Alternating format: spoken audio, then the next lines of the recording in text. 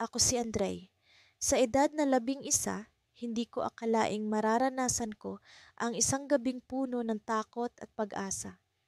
Kasama ko ang pinsan kong si Mika na sa kabila ng kanyang murang edad na 9 na taon ay may tapang at determinasyon na hindi ko makalimutan.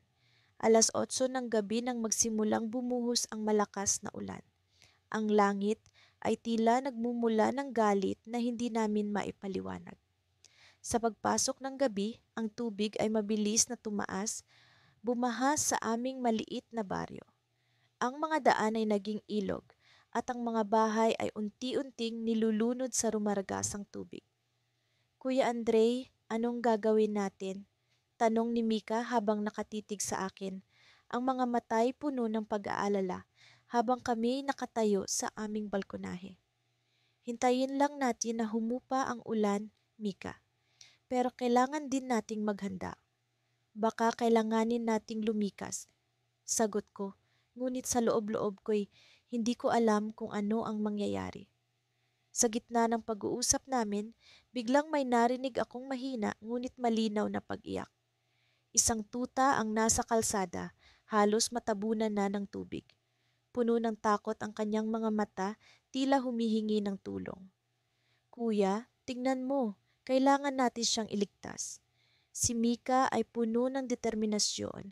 Nakatingin sa akin na para bang sinasabi niya na wala kaming ibang pagpipilian kundi ang kumilos. Sa kabila ng panganib, hindi ko mapigilang sumang-ayon sa kanya. Sige Mika, pero kailangan nating maging maingat. Sasama ka ba?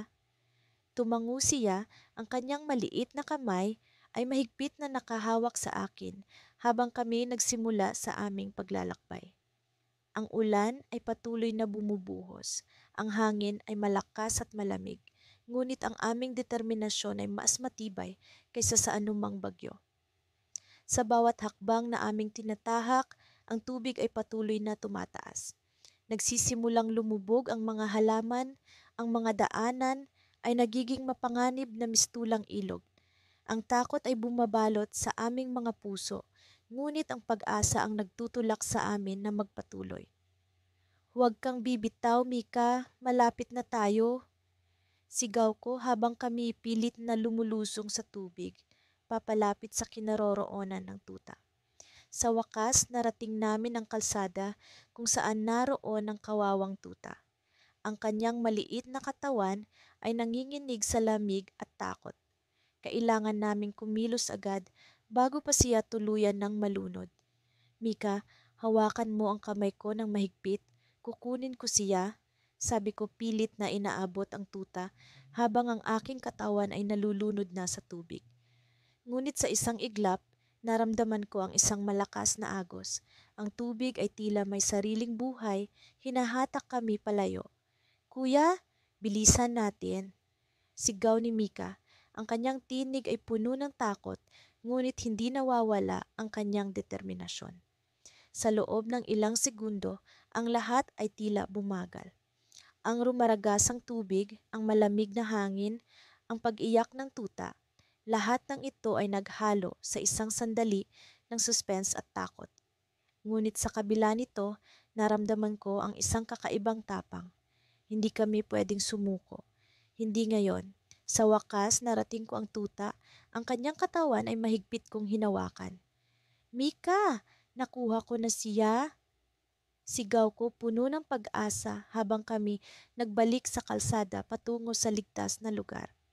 Ngunit sa aming pagbalik, isang malaking alon ang dumating, mas malakas kaysa sa nauna. Sa isang iglap, naramdaman ko ang paghatak ng tubig sa akin, ang malamig na agos na tila hindi kami nito palalampasin. Ang aking huling alaala ay ang pagkapit ni Mika sa aking kamay. Ang kanyang mga mata ay puno ng takot ngunit may tiwala. Ang susunod na pangyayari ay hindi ko na maalala. Ang malamig na tubig, ang dilim at ang kawalan ng kontrol, lahat ay naglaho at ang mundo ay tila naglaho kasabay nito. Ang hangin ay palakas ng palakas at ang ulan ay tila hindi napapawi. Nakatayo kami ni Carla sa gilid ng pader ng bahay ng lola namin, nagmamasid sa paligid. Ang tubig ay patuloy na tumataas at ang baha ay hindi na nagbibiro. Sa gitna ng aming pag-aalala, bigla kong naalala ang tuta na nakita namin sa likod bahay kahapon. Naalala ko ang kinang sa mga mata nito, kakaibang kinang na tila nagmamakaawa. Hindi ko alam kung bakit, pero may kung anong nagtulak sa akin na iligtas siya. Carla, alalahanin mo yung tuta kahapon. Baka nalulunod na siya. Sigaw ko sa pinsan ko habang hinahabol ang boses ko ng hangin. Nagkatinginan kami ng ilang segundo at alam kong pareho kaming may iniisip na plano. Hindi namin kayang pabayaan ang tuta. Kailangan naming magmadali. Naghanda kami at kumuha ng ilang bagay na posibleng magamit. Lubid, flashlight at maliit na kumot. Hindi na kami nag-aksaya ng oras. Pagsapit namin sa likod bahay, kitang-kita namin ang tubig na halos umabot na sa bintana ng lumang kubo. Nakita ko si Carla na nag-iiba ng ekspresyon mula sa pag-aalala patungo sa determinasyon.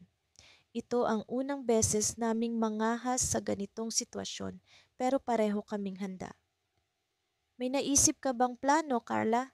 Tanong ko habang sinisigurado kong mahigpit ang pagkakatali ng lubid sa baywang ko. Oo, pero kailangan nating mag-ingat. Subukan nating hanapin muna yung tuta sa paligid. Baka nasa loob siya ng kubo.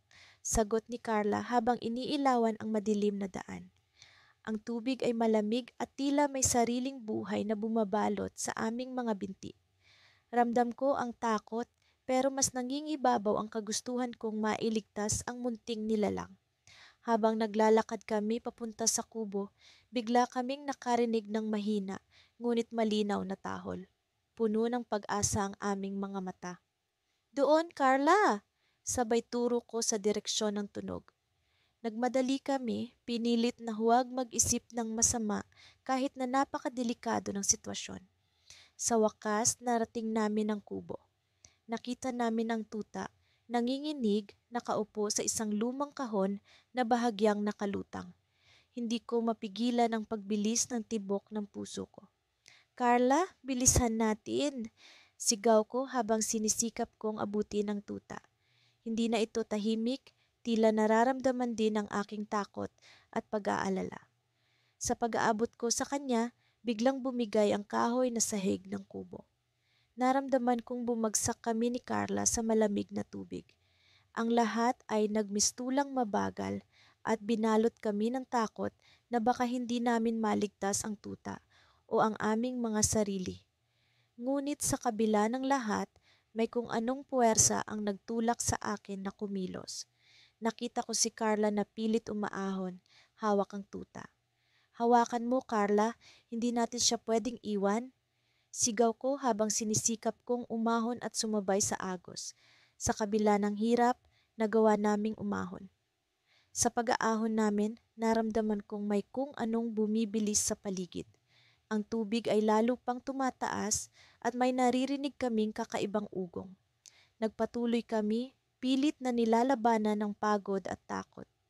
Ngunit sa pagdating namin sa ligtas na lugar, isang kakaibang tanawin ang bumungad sa amin.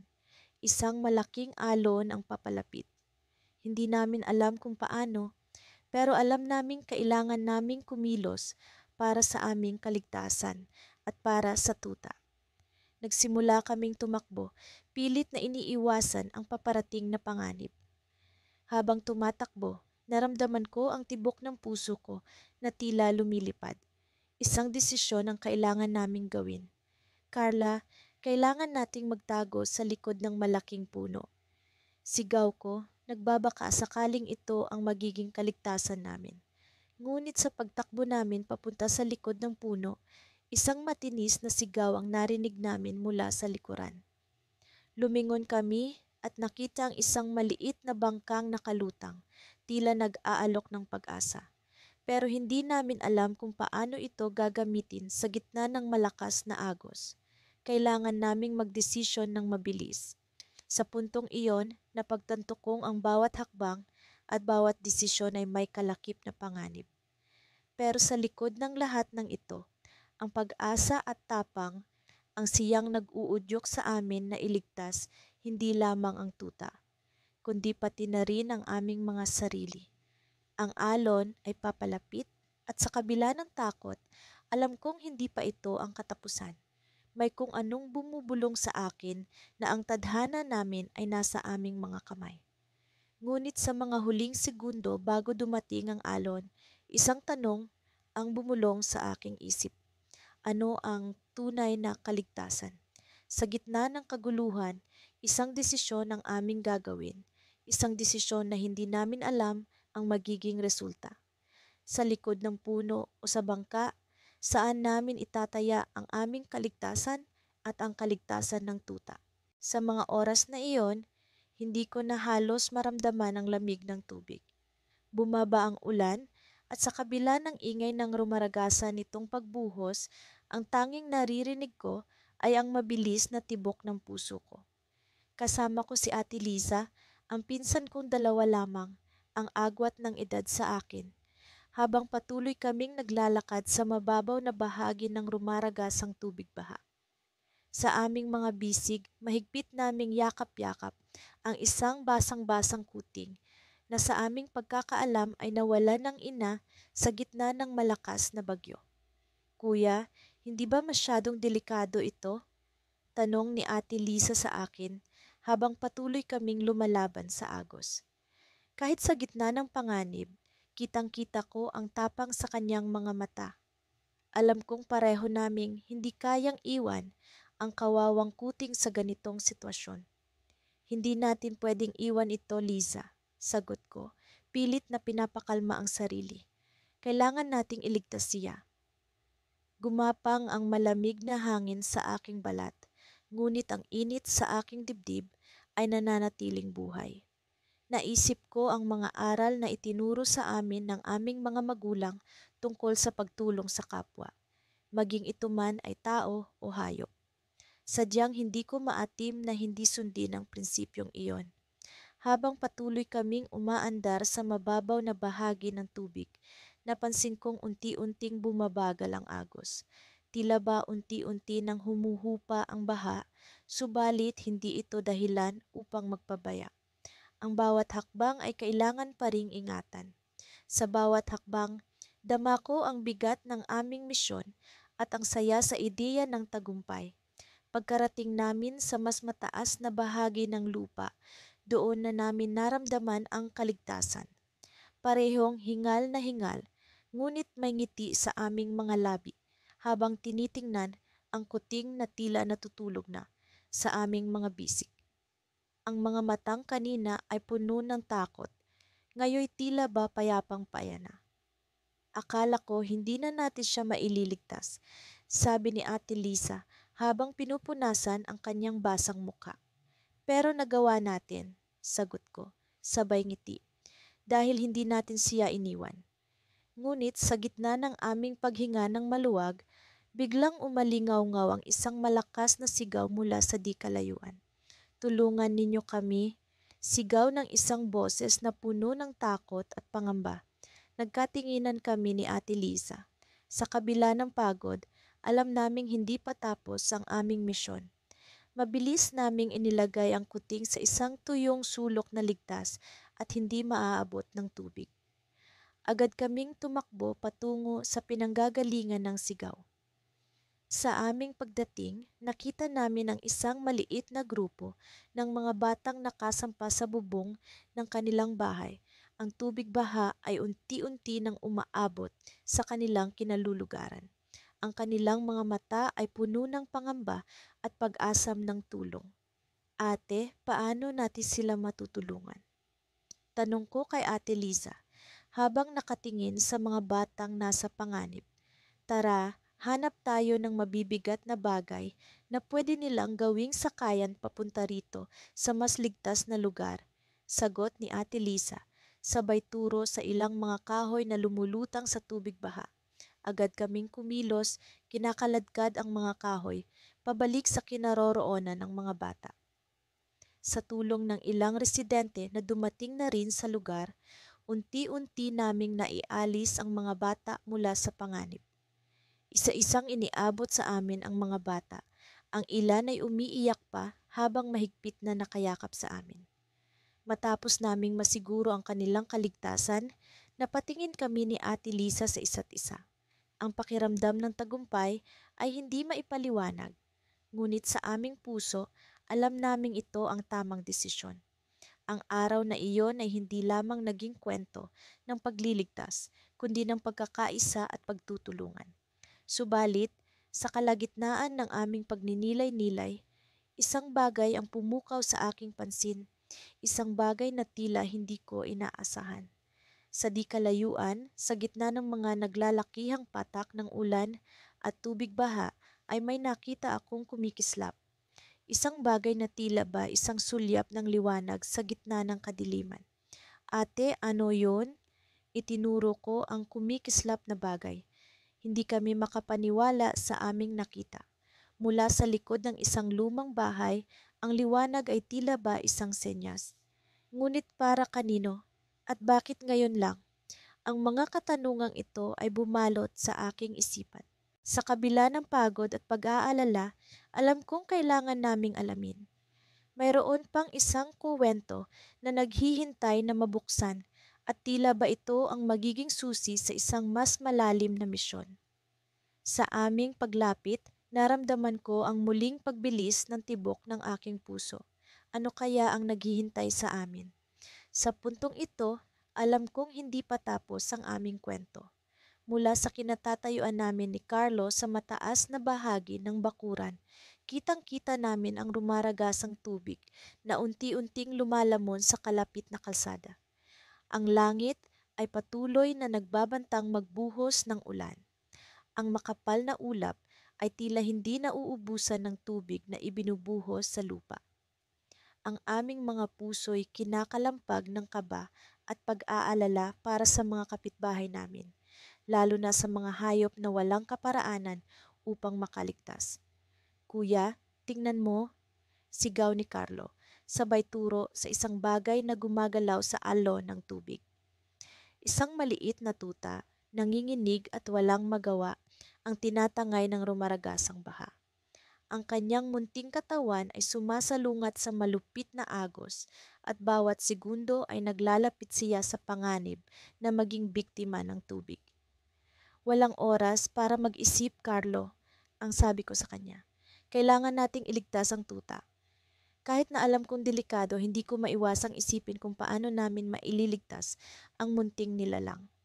Nagkasalubong ang aming mga mata ni Carlo, isang palatandaan na pareho naming alam ang dapat gawin.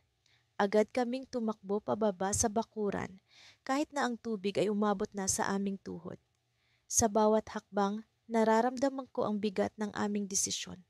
Naisip ko ang mga babala ng aming mga magulang tungkol sa panganib ng baha, ngunit hindi ko kayang hayaang mawala ang tuta sa harap ng aming mga mata. Habang papalapit kami, kitang-kita ang takot sa mga mata ng tuta. Bawat galaw niya ay puno ng desperasyon. Ang kanyang mga maliit na paay walang magawa laban sa puwersa ng tubig. Carlo, hawakan mo ako, sigaw ko, nagbigay ng direksyon sa kanya habang inaabot ko ang tuta. Tumalima siya, mahigpit na kumapit sa aking braso habang iniabot ko ang aking kamay sa tuta. Sa wakas, naramdaman ko ang malamig na katawan ng tuta sa aking kamay. Ang kanyang balahibo ay basang-basa, halos hindi ko siya mahawakan ng maayos sa dami ng tubig. Pero hindi ko siya binitiwan. Dahan-dahan naming inatras ang aming mga hakbang, hinahanap ang ligtas na lugar sa mataas na bahagi ng bakuran. Pagdating namin doon, agad kong inilapag ang tuta sa isang tuyong bahagi. Nanginginig siya, pero buhay. Labis ang aking tuwa at ginhawa nang makita ko siya sa ligtas na kalagayan. Kaya mo yan, bulong ko sa kanya habang kinukumutan namin siya ng tuwalya. Naramdaman ko ang bahagyang init mula sa kanyang katawan, isang senyales na siya ay magiging maayos. Habang pinagmamasdan namin ni Carlo ang tuta, napansin ko ang kakaibang marka sa kanyang leeg. Isang maliit na kwintas na may nakatatak na pangalan, Lucky. Isang pahiwatig na ang tuta ay may nagmamay-ari. Sa likod ng aking isipan, naglaro ang ideya na ang tuta ay maaaring may kwento na mas malalim kaysa sa aming nalalaman. Kuya, anong gagawin natin kay Lucky? Tanong ni Carlo, halatang nag-aalala. Alam niyang mahirap para sa amin na mag-alaga ng tuta, lalo na't hindi namin siya pag-aari. Baka kailangan nating ipaalam sa mga kapitbahay, sagot ko, bagamat may pagdadalawang isip. Alam ko ang panganib ng paglalakad sa baha, pero kailangan naming gawin ng tama.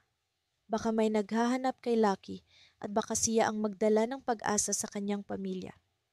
Agad kaming naglakad papunta sa kalapit na bahay, ang bawat hakbang ay tila isang pagsubok sa tapang at determinasyon. Ngunit sa likod ng aming isipan, hindi namin maiwasan ang pag-aalala para kay Lucky. Paano kung hindi siya matagpuan ng kanyang pamilya?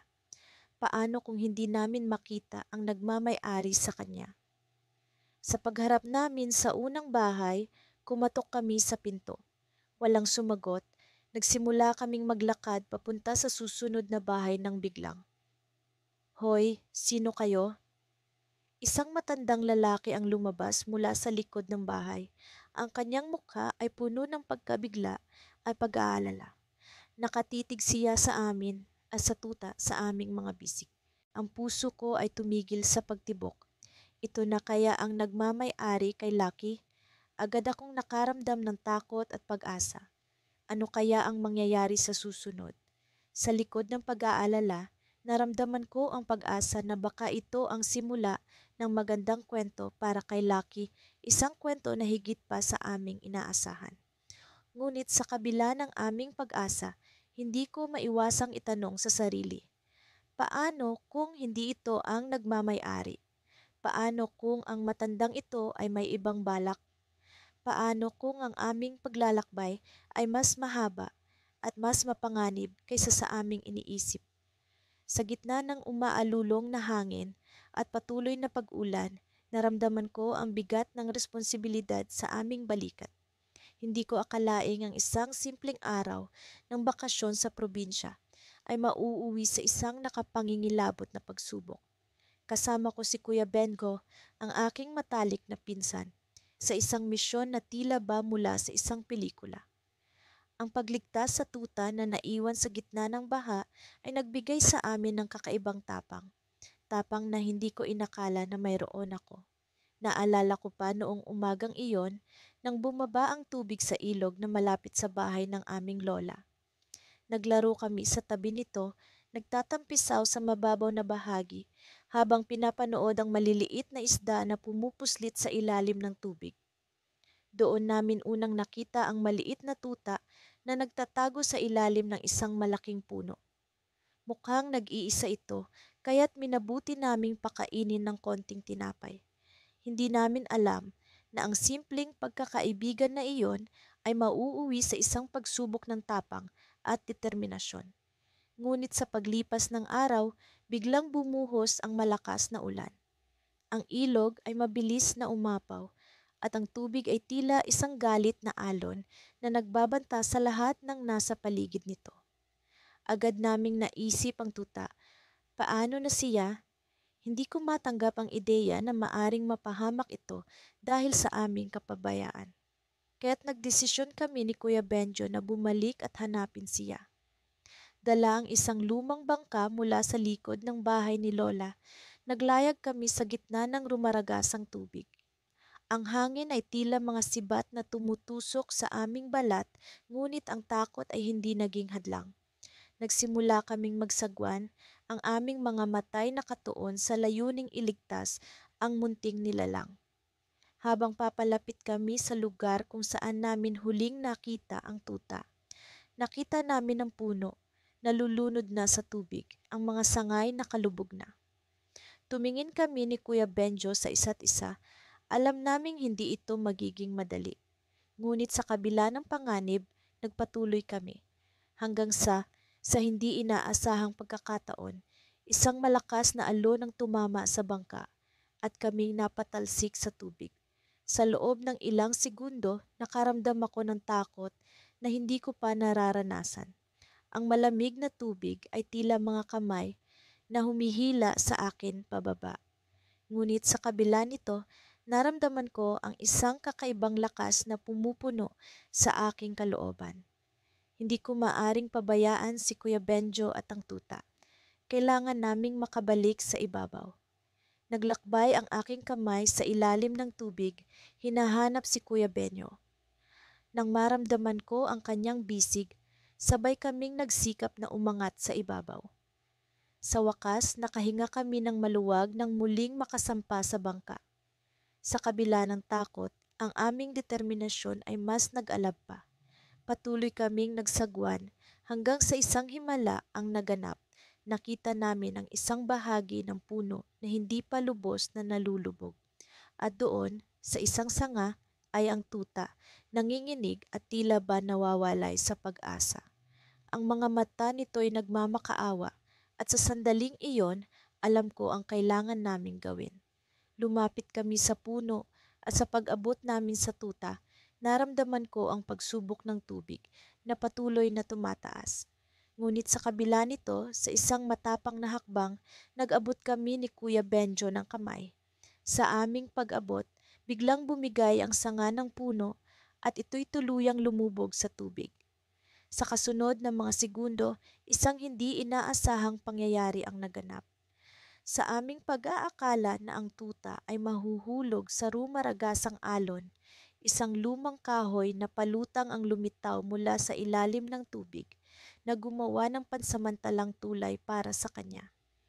Agad naming sinunggaban ang pagkakataon at sa wakas na isakay namin ang tuta sa bangka. Habang pabalik kami sa ligtas na pampang, hindi ko maiwasan ang mangilid ang luha sa aking mata. Ang aming munting tuta ay ligtas na.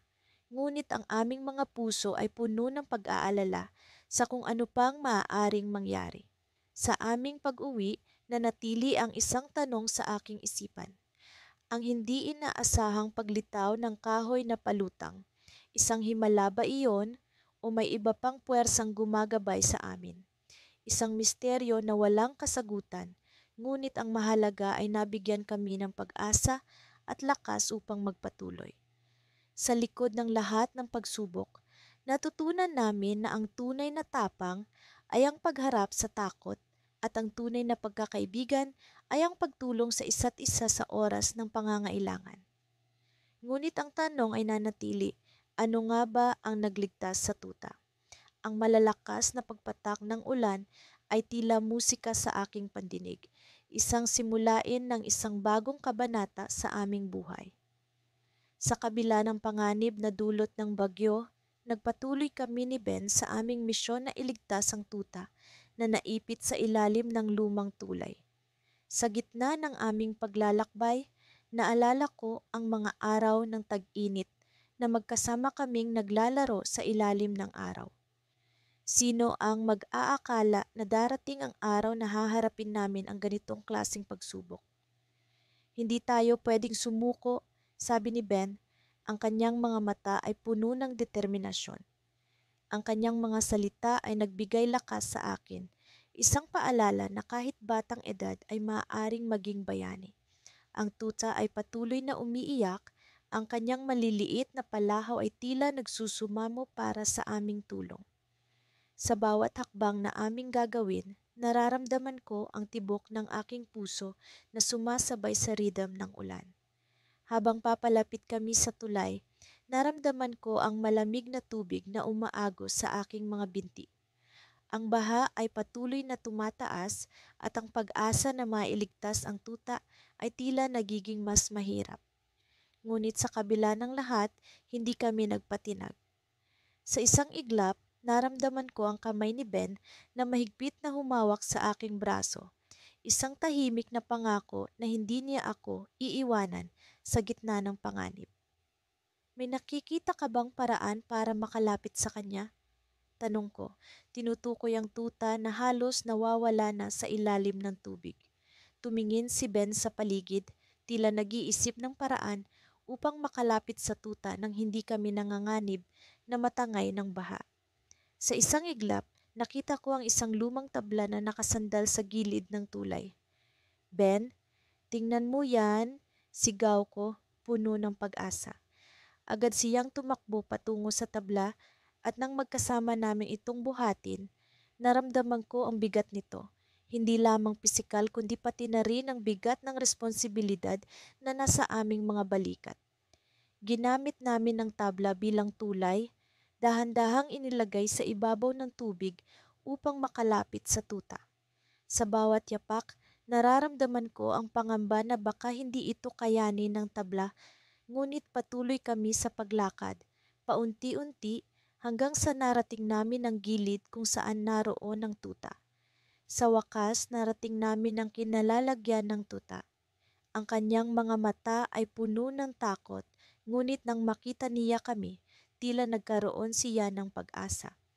Dahan-dahan kong inabot ang kamay ko upang makuha siya at sa paghawak ko sa kanya, naramdaman ko ang init ng kanyang katawan, isang paalala na kahit sa gitna ng bagyo, may pag-asa pa rin.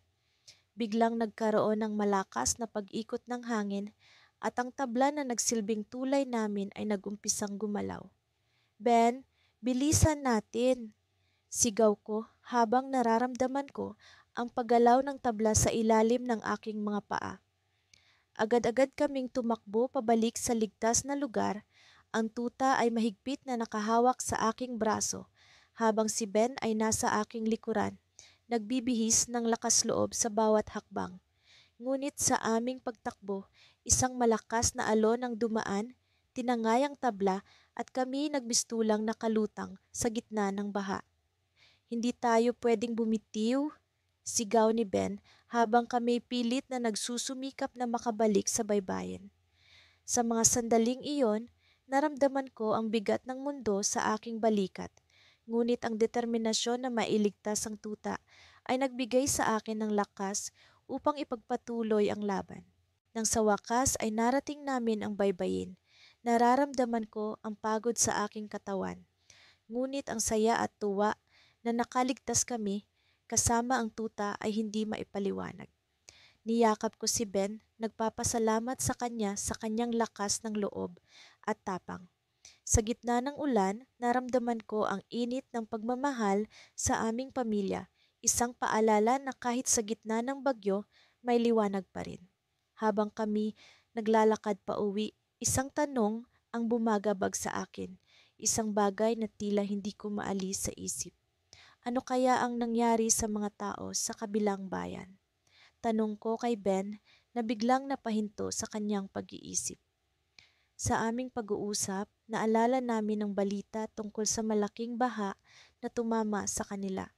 Isang sitwasyon na mas malubha kaysa sa aming naranasan. Sa kabila ng aming tagumpay, naramdaman ko ang pangamba sa aming mga puso. Habang kami papalapit sa aming tahanan, nagkaroon kami ng pangako na hindi ito ang huli naming aksyon. Kung kinakailangan, kami magiging handa upang tumulong sa mga nangangailangan, isang bagong misyon na mas malaki kaysa sa aming inaasahan. Nagsimula ang araw na tila walang kakaiba, ngunit sa aking puso'y may kaba. Habang kami ni Julia ay naglalakad sa gilid ng kalye, hindi namin maiwasang pag-usapan ang tuta na iniligtas namin mula sa rumargasang baha. Napakaliit at tila walang kalaban-laban ng tuta, ngunit sa kabila ng kanyang kalagayan ay naroon ang determinasyon niyang mabuhay. Dahil dito, kami ay lalong nahikayat na gawin ang lahat para siya'y mailigtas. Alam mo, Kuya Carlo, sambit ni Julia habang nilalaro ang kanyang hikaw. Parang may ibang nangyayari sa paligid. Hindi mo ba napapansin na parang mas tahimik ang mga ibon at mas malamig ang simoy ng hangin? Napatingin ako sa kanya at napansin kong tama siya. May kakaibang tensyon sa paligid na hindi ko maipaliwanag. Bago pa man kami makarating sa aming taguan kung saan namin pansamantalang inaalagaan ang tuta, napansin namin ang mga ulap na unti-unting bumibigat at nagdidilim. Parang uulan ulit, sabi ko. Kailangan nating bilisan. Agad kaming tumakbo papunta sa isang lumang kubo na nasa likod ng bakuran ni Lola Esme. Doon namin dinala ang tuta matapos ang baha. Pagkapasok namin, sinalubong kami ng mahinang pag-ungol ng tuta. Halata ang kanyang gutom at pagod, ngunit tila nagliwanag ang kanyang mga mata nang makita kami. "Narito kami," sabi ko habang hinahaplos ang kanyang ulo. "Huwag kang mag-alala, ligtas ka na." Habang pinapakain namin ng tuta ng ilang piraso ng tinapay at gatas, muling bumuhos ang ulan sa labas. Nagsimula itong bumagsak ng malakas at ang tunog nito ay tila kulog na bumabalot sa buong kubo. Napatingin kami ni Julia sa isa't isa, parehong nag-aalala kung magpapatuloy ang ulan at magbaha muli. "Kuya Carlo, anong gagawin natin kung tumaas ang tubig?" Tanong ni Julia, halatang may pag-aalala sa kanyang boses. "Huwag kang mag-alala," sagot ko, sinusubukang maging kalmado. "Nandito lang tayo, kung kailangan nating umalis, gagawin natin." Ngunit sa kabila ng aking mga sinasabi, hindi ko rin maiwaksi ang kaba sa aking dibdib. Kung tuluyang bumagsak ang ulan tulad ng dati, paano namin maililigtas muli ang tuta? Habang patuloy ang malakas na ulan, biglang kumulog ng malakas at nagsimula ang pagkislap ng mga kidlat. Ang kubo'y tila yumanig sa lakas ng hangin na dumaan. Biglang bumukas ang pinto at sa gulat namin ni Julia, may pumasok na hindi inaasahang bisita. Isang lalaki ang nakatayo sa pintuan. Basang-basa ang kanyang suot at may dali siyang malaking balde. Hindi ko siya agad nakilala, ngunit nang siya'y magsalita, nagising ang alaala sa akin. "Carlo, Julia, kailangan nating umalis dito," sigaw niya sa gitna ng malakas na ulan. Siya si Mang Ben, ang matandang mangingisda na dati nang tumulong sa amin noong unang nagbaha. Hindi ko inaasahang makikita ko siyang muli, lalo na sa ganitong pagkakataon. "Bakit po, Mang Ben?" tanong ni Julia habang karga ang tuta. "Tataas pa ang tubig, kailangan nating pumunta sa mas mataas na lugar." Sagot niya, halatang nagmamadali. Agad naming kinuha ang tuta at sumunod kay Mang Ben. Habang tinatahak namin ang madulas at mapanganib na daan, papunta sa mas mataas na lugar, ang aming mga puso'y puno ng kaba at pag-asa. Alam naming kailangang maging matibay at matatag para sa tuta at para sa aming sarili. Sa gitna ng lahat ng ito, hindi ko maiwasang mapaisip kung bakit tila laging nasa panganib kami at ang tuta. Ano kaya ang misteryosong koneksyon na nag-uugnay sa amin? Habang kami tumatakbo, biglang nagliyab ang isang kidlat sa kalangitan at sa sandaling iyon, isang kakatwang bagay ang aking napansin sa paligid. Sa gilid ng aming daraanan, may aninong mabilis na gumalaw. Tila isang malaking hayop na pumaimbulog sa dilim ng gabi. Napatigil ako saglit. "Julia, nakita mo ba yon?" "Nakita ko, Kuya Carlo, parang..." Hindi na niya natapos ang kanyang sasabihin nang biglang bumagsak ang isang puno sa aming harapan, humarang sa aming daraanan. Nataranta kami, ngunit sa kabila ng lahat ng ito, naroon pa rin ang determinasyon ni Mang Ben na makatawid. "Sumunod kayo sa akin," sabi niya, sabay akyat sa gilid ng bundok. Habang sinusundan namin si Mang Ben, hindi ko maiwasang isipin kung ano ang nakita ko. Ito ba'y bunga lamang ng aking imahinasyon o may ibang puwersa sa paligid na nagbabantay sa amin? Sa kabila ng lahat ng ito, alam naming hindi pa tapos ang aming pakikipagsapalaran. At sa dulo ng daang aming tinatahak, nararamdaman kong may mas malaking panganib at katotohanan na naghihintay sa amin. Ano nga ba ang tunay na dahilan ng lahat ng ito? Sa kabila ng nagbabadyang pagtaas ng tubig, nagpasya kaming sumuong sa panganib para sa maliit na tuta na natatanaw naming nakasilong sa ilalim ng isang sirang tulay. Ang bawat hakbang ay tila isang pakikipagsapalaran sa pagitan ng pag-asa at pangamba. Sa aking isipan, naroon ang tanong, ano ang mangyayari kung hindi namin ito mailigtas? Paano kung kami ang mangailangan ng tulong? "Malapit na tayo, Carlo. Konti na lang." Sigaw ni Isabel sa akin habang mahigpit kaming kumakapit sa sanga ng puno upang hindi tangayin ng malakas na agos. Ang hangin ay humahampas sa aming mga mukha at ang ulan ay tila walang hintong bumubuhos na parang nagngangalit na dagat. Ang aming paglalakbay patungo sa tuta ay parang isang mahabang laban ng lakas ng loob at determinasyon. Sa bawat hakbang na aming tinatahak, nararamdaman ko ang pag-iisa, ngunit kasabay nito, ang kakaibang lakas na nagmumula sa aming pagkakaisa. Hindi ko akalaing ang simpleng araw ng pagbabakasyon sa probinsya ay hahantong sa ganito kadrama. Ang tuta ay tila nag-aabang sa aming pagdating. Kahit pa ito'y nanginginig sa lamig at takot, ang mga mata nito ay puno ng pag-asa. Sa kabila ng panganib, naroon ang tiwala na hindi namin ito pababayaan. Carlo, kaya natin to. Muling sigaw ni Isabel na nagbigay sa akin ng lakas. Sa sandaling iyon, naisip ko ang mga kwento ng kabayanihan na madalas kong nababasa. Sino ang mag-aakalang kami mismo ang magiging bahagi ng ganitong kwento? Ang tuta ay parang simbolo ng lahat ng bagay na mahalaga sa buhay. Pag-asa, tapang, at ang walang hanggang pagkakaibigan. Sa wakas, narating namin ang lugar kung saan naroon ang tuta.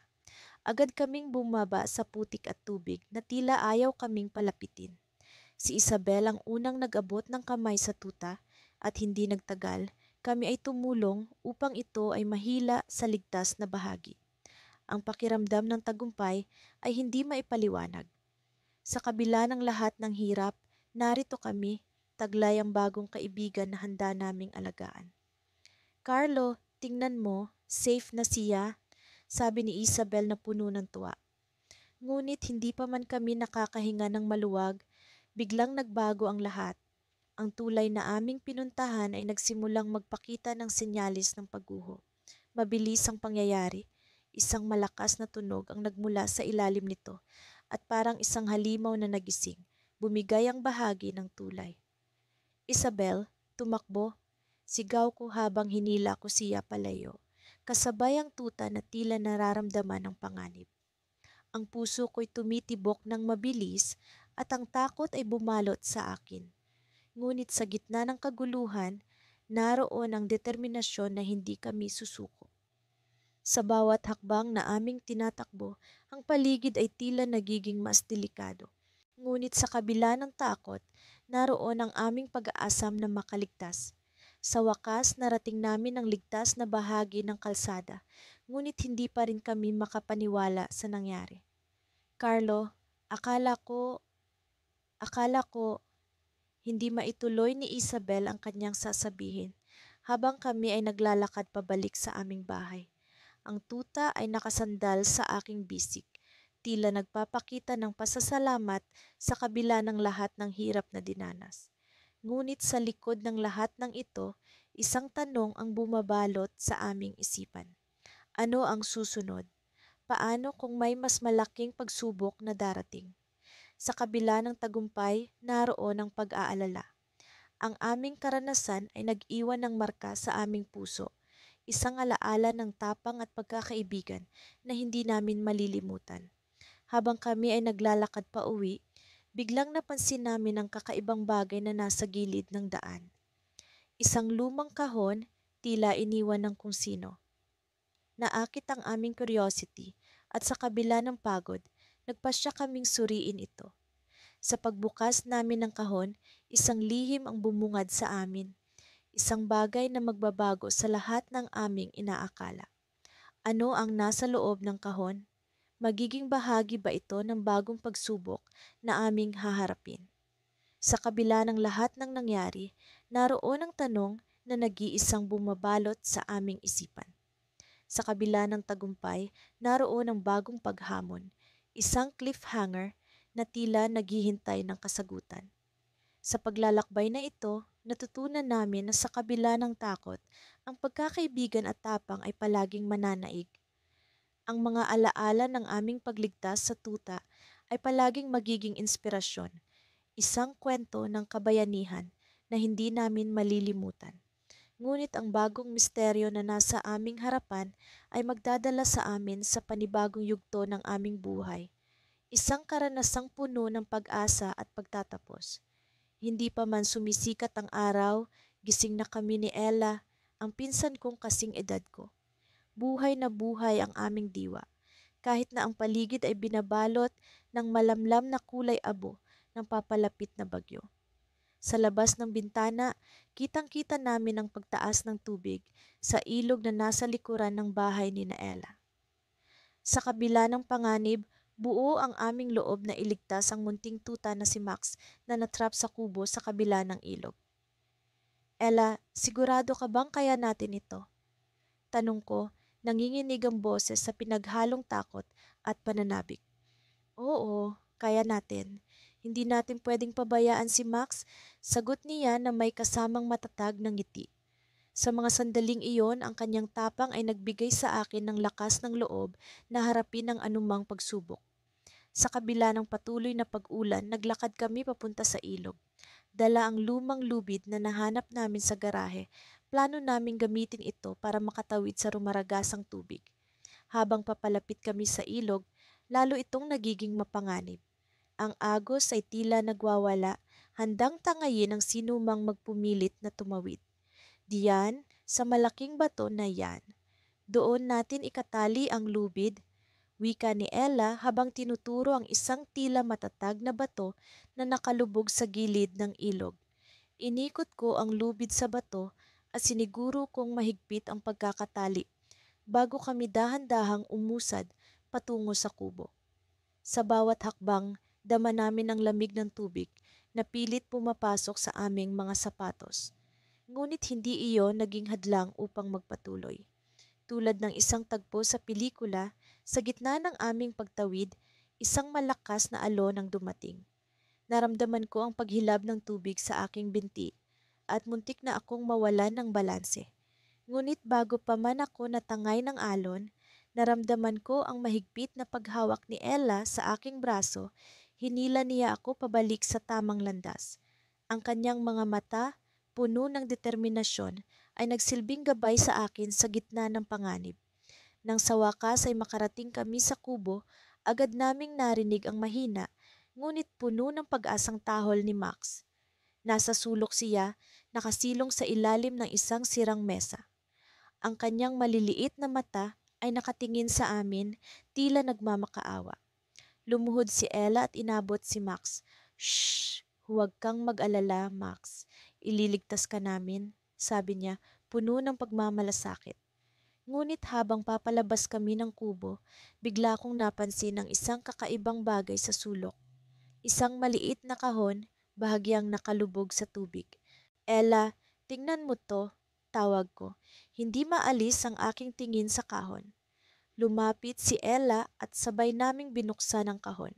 Sa loob nito may isang lumang larawan at isang sulat na nakabalot sa plastik. Ang larawan ay ng isang batang babae, yakap-yakap ang isang tuta na kamukha ni Max.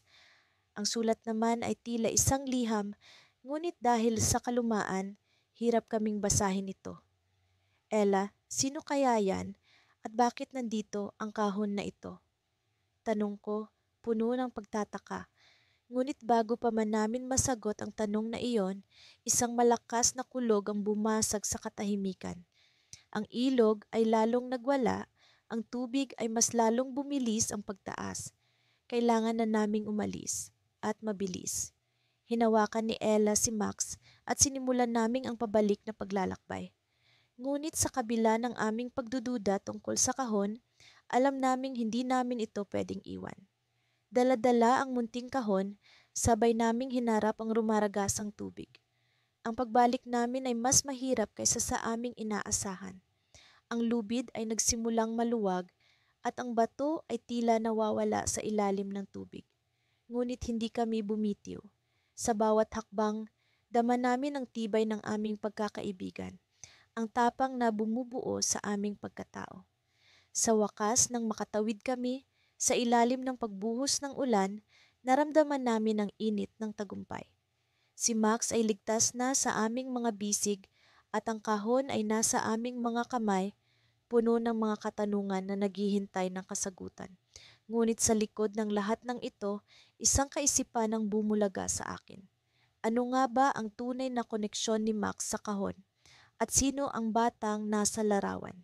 Sa gitna ng ingay ng ulan, naramdaman ko ang kakaibang kaba. Ang lihim na natuklasan namin ay maaaring may mas malalim na kahulugan kaysa sa aming inaasahan. Na sa kabila ng aming tagumpay, alam kong naroon ang isang kwento na nagtatago sa likod ng bagyo. Isang kwento na hindi pa namin lubos na nauunawaan. Ako si Nika at kasama ko ang pinsan kong si June. Matapos ang aming makapigil hiningang pagligtas sa tuta mula sa rumaragasang tubig ng ilog, bumalik kami sa maputik na daan patungo sa aming baryo. Sa kabila ng tila walang katapusang ulan, ang paghawak ni June sa aking kamay at ang marahang paghinga ng tuta sa loob ng kanyang jacket ay nagbigay sa amin ng lakas ng loob. Ang bawat hakbang sa basang lupa ay tila isang hakbang patungo sa hindi tiyak na kinabukasan. Ang aming baryo ay palaging umaasa sa mga bukirin, ngunit sa ganitong kondisyon ng panahon, hindi namin tiyak kung ano ang mangyayari sa mga pananim. Sa likod ng aming isipan, alam naming ang mga matatanda ay nag-aalala sa pagkasira ng aming mga kabuhayan. Ang tuta ay magbibigay sa kanila ng kaunting pag-asa. Bulong ni June habang naglalakad kami sa ilalim ng mga punong nagtatangkang sumilong sa amin. Isang simbolo na kahit ang pinakamaliit na buhay ay mahalaga.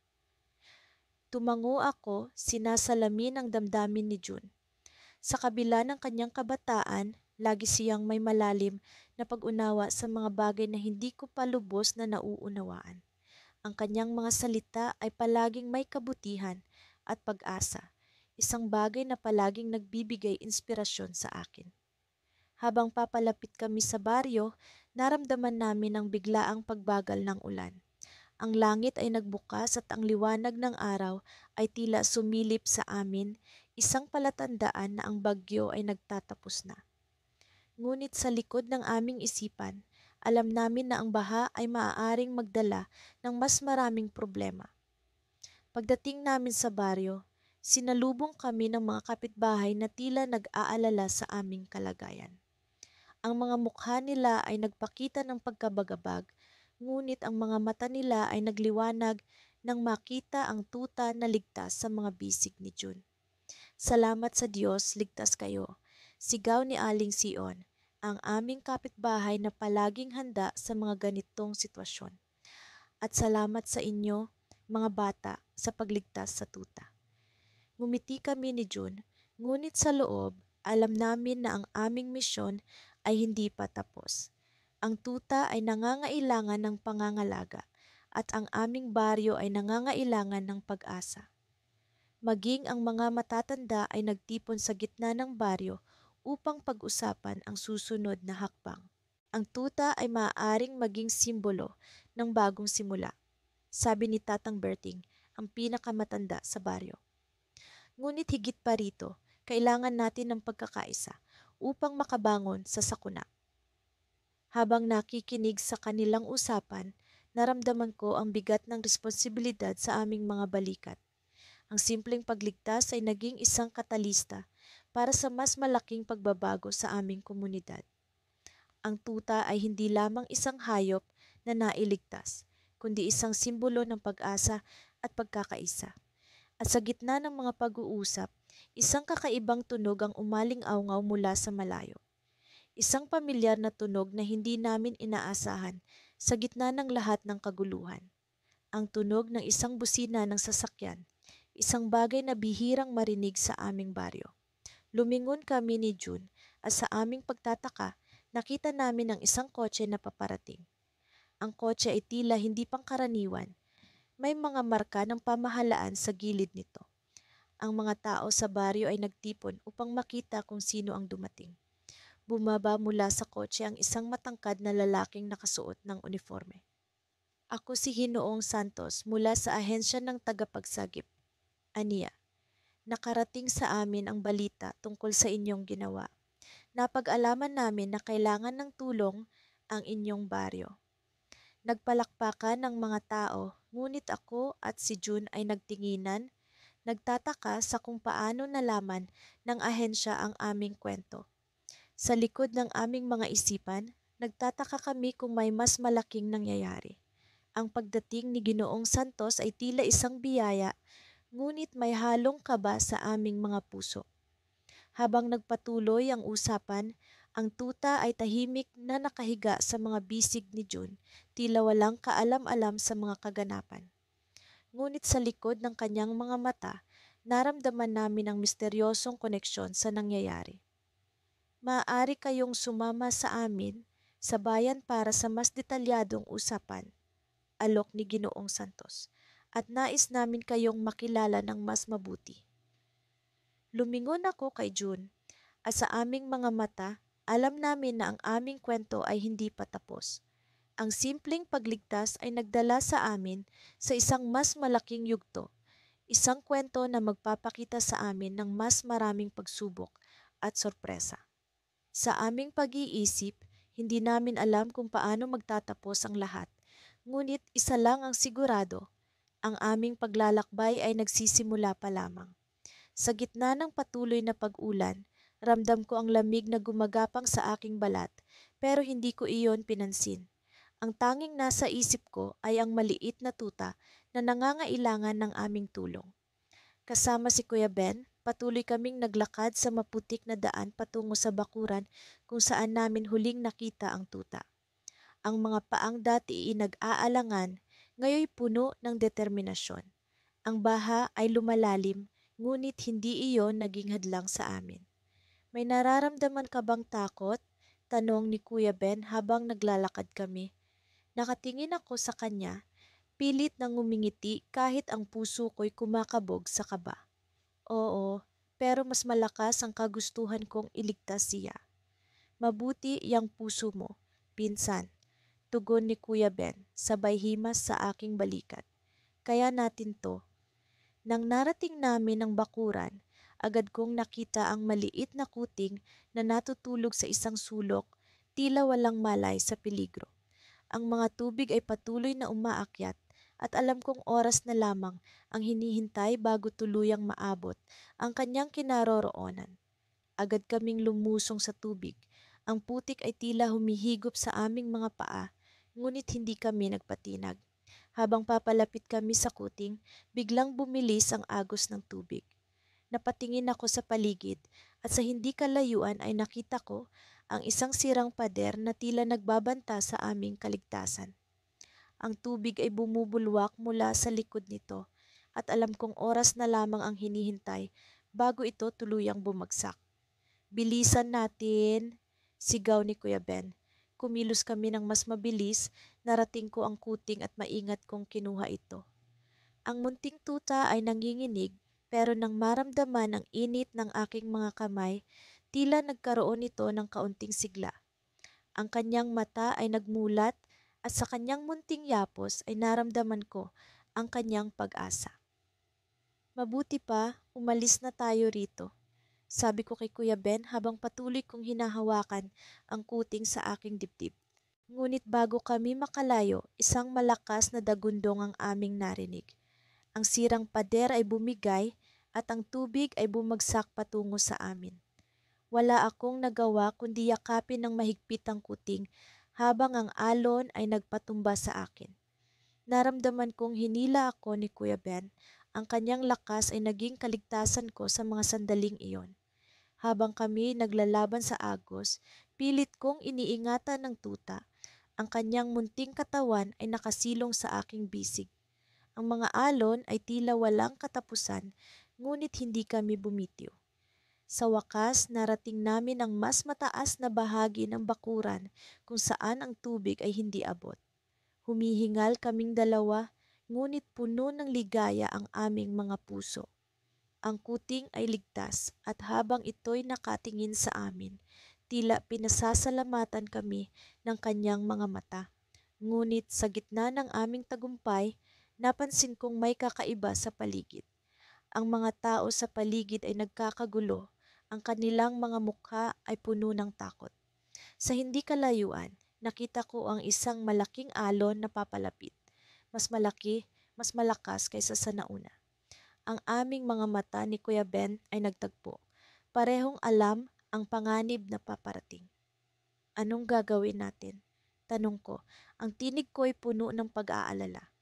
May paraan tayo, pero kailangan nating magmadali. Sagot ni Kuya Ben, ang kanyang tinig ay puno ng kumpiyansa.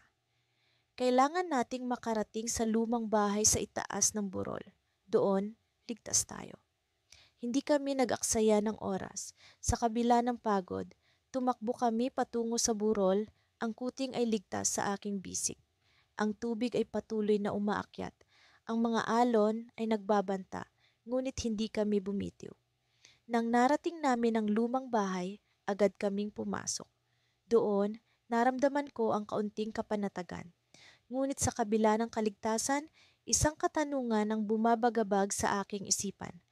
Ano ang mangyayari sa iba pang mga hayop sa paligid? Sa gitna ng aming tagumpay, isang bagong hamon ang bumungad. Ang kaligtasan ng kuting ay hindi ang katapusan ng aming misyon.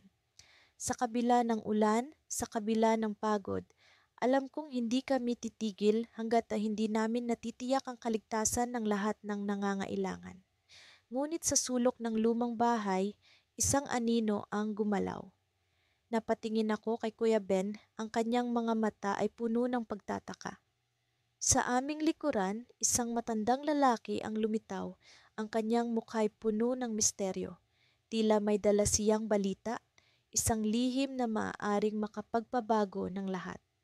Narito kayo, sabi ng matandang lalaki, ang kanyang tinig ay malamig. May dapat kayong malaman. At doon, natapos ang bahagi. Elich, hindi pa namin alam ang susunod na kabanata. Ngunit ang katiyakan ay ang aming determinasyon na hindi kailanman bumitiw sa laban. Sa bawat hakbang, bawat galaw, patuloy kaming umaasa na ang aming pagkilos ay maging inspirasyon sa iba. Ang tuta, ang baha, ang misteryo, lahat ito'y magiging bahagi ng aming kwento. Isang kwentong puno ng pag-asa, tapang at pag-ibig. Nang muling bumuhos ang ulan noong gabing iyon, dama ko ang kaba sa aking dibdib. Ang mga ulap ay tila nagbabadya ng isang masamang pangyayari. Sa kabila ng aming takot, hindi namin magawang pabayaan ang tuta. Si Kuya Joel, ang aking pinsan, ay nakatunghay sa akin habang kami nakasilong sa ating kubo. Ang ingay ng ulan ay tila musika na hindi namin gustong marinig. Ang aming mga magulang ay abala sa pag-aayos ng bahay para hindi ito bahain. Ngunit ang aming isip ay nasa tuta pa rin na nasa kabilang ilog na ngayon ay nag-uumapaw na sa tubig. Kuya, kailangan natin siyang iligtas. Bulong ko habang lumingon ako sa bintana sa direksyon ng kubo sa kabilang pampang kung saan namin unang nakita ang tuta. Isang linggo lamang ang nakalipas mula nang matagpuan namin siya. Maliit, nanginginig at tila nawalan ng pag-asa.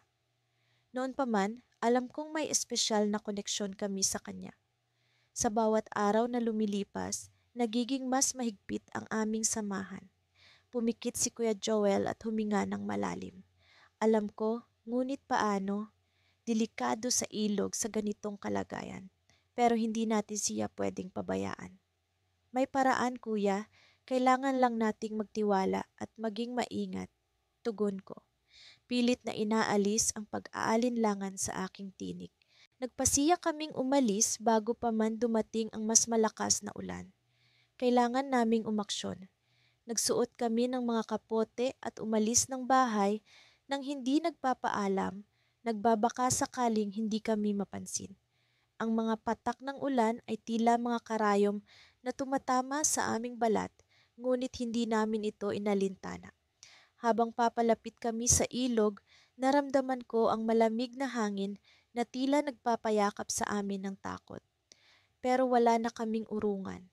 Nang marating namin ang pampang, nakita namin ang rumaragasang tubig. Ang tulay na dati iligtas naming tinatawid ay tila ngayon ay nagiging isang mapanganib na landas. Nasa kabilang panig ang kubo at doon namin huling nakita ang tuta. Hawak-hawak ko ang kamay ni Kuya Joel habang dahan-dahan kaming lumalapit sa tulay. Kaya natin ito, sabi ko, bagaman ang aking boses ay nanginginig. Puno ng ingat ang aming bawat hakbang habang tinatawid namin ang tila walang katapusang tulay. Ang agos ng tubig sa ilalim ay malakas at ang ingay nito ay tila isang babala sa aming mga tenga.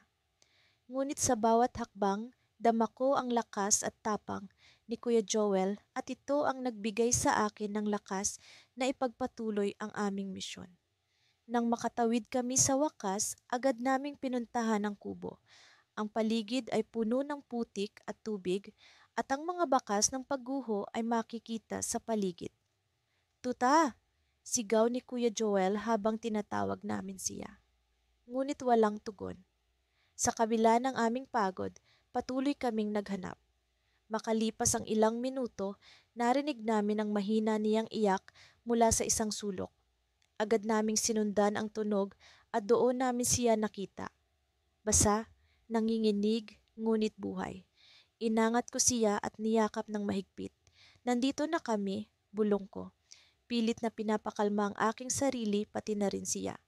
Habang papalabas kami ng kubo, biglang lumakas ang ulan. Agad naming naramdaman ang pagtaas muli ng tubig at narinig namin ang pagbagsak ng isang puno sa hindi kalayuan. Kailangan nating magmadali, sigaw ni Kuya Joel habang mabilis naming tinungo ang tulay. Subalit sa aming pagbalik, natuklasan naming ang tulay ay wala na. Kinain na ito ng rumaragasang tubig. Nagdulot ito ng matinding takot sa aming mga puso. Paano kami tatawid? Paano namin maililigtas ang tuta? Sa gitna ng aming pag-aalala, biglang tumigil ang ulan at lumitaw ang kakaibang liwanag mula sa itaas. Sa liwanag na iyon, nakita namin ang isang piraso ng kahoy na tila lumulutang. Ito'y sapat na upang makatawid ang isa sa amin. Ngunit kailangan ng isang magpaiwan upang tumulong sa pagtawid ng tuta. Kuya, ikaw na ang mauna, sabi ko, pilit na itinatago ang aking takot. Kailangan nating iligtas siya. Tumingin si Kuya Joel sa akin, puno ng pag-aalala ang kanyang mga mata. Hindi kita iiwan, aniya. Hahanap tayo ng ibang paraan. Ngunit bago pa man kami makaisip ng ibang plano, biglang bumalik ang ulan at isang malakas na alon ang pumuno sa ilog. Hinawakan ko ang tuta ng mahigpit at tumingin kay Kuya Joel. Ito na ba ang katapusan? Sa mga sandaling iyon, narinig namin ang isang sigaw mula sa kabila ng pampang. Andiyan ba kayo? Isang pamilyar na boses, ngunit hindi namin maaninag kung sino. May pag-asa pa ba? Sino-sino ang mga nasa kabilang pampang na maaaring makatulong sa amin? Ang mga tanong na ito ay nagpaikot-ikot sa aking isipan habang kami nag-aabang ng kasagutan sa gitna ng ulan at ilog na tila walang awa.